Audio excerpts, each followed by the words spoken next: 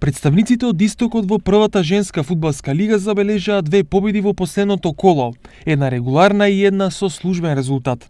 Кочанчанки дома ја имаа тешката задача да му се спротистават на минатогодишниот шампион Истатов, кој се пројавува како фаворит во прволигашкото првенство.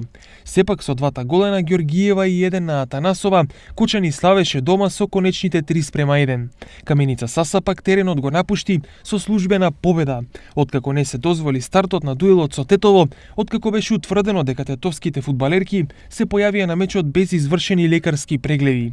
Службениот резултат од 3:0 и припадна на каменичанки. Меѓу преостанатите двојки, најубедлива беше Тиверија која славеше на Дас Юнајтед со високи 7:0. Големиот Драгон со мала победа од 0:1 сепак успеа да си замине дома како победник. Атлетико и Борец над преварот го завршија со 5 реализирани голови, а и играта и среќата повеќе ги послужи атлетичарките за конечните 3:2.